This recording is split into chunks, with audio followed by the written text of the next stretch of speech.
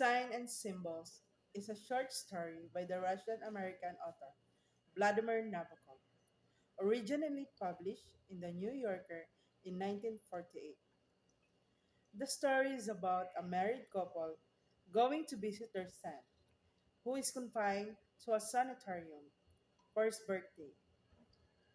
They are Russian immigrants to the United States. Their visit is plagued with problems.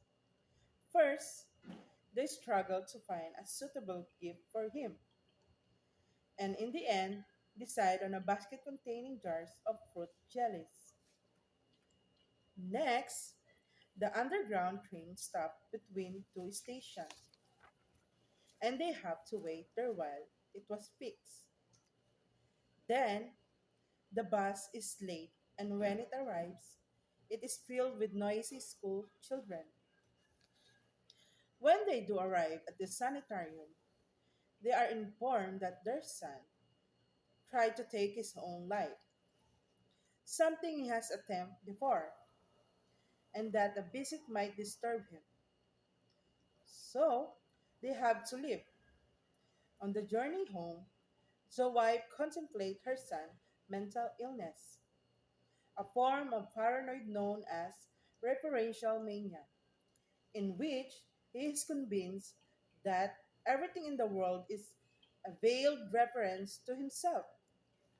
So, the clouds in the sky seems to be transmitting important information about him, and even the coats in shop windows are prejudiced witnesses. On their way home, the wife sent her husband on home as he wants to get some fish for their supper. However, when he gets home, he remembers he gave the key earlier in the day. So he has to wait outside for her in the thunder and rain. When she gets back, they go inside and the husband removes the dental plate from his mouth and sits and reads the newspaper. When the has retired to bed, the wife sits up and goes through old photographs album, looking at photos of their son when he was very young, before they had left Europe for the US. Even from an early age, there are signs of his referential mania developing. At age 8 or so, he was scared of the wallpaper in the passage of their house and of idyllic picture in a book, supposedly because he believed they were communicating information about himself. After midnight, the husband comes in and say he can't sleep and ask for some tea. He say they need to remove their son from the sanitarium before he succeed in ending his life in there.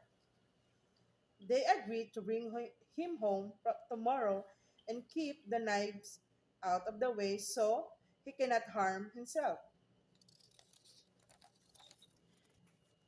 As they are sitting up, the phone rings several times and a girl asks for Charlie. The tells her that she is dialing the wrong number, dialing the letter O instead of zero. As the husband drinks his tea, he admires the jars of jelly they had bought for their son's birthday, spelling out the labels with his lips. As he does so, the telephone rings again.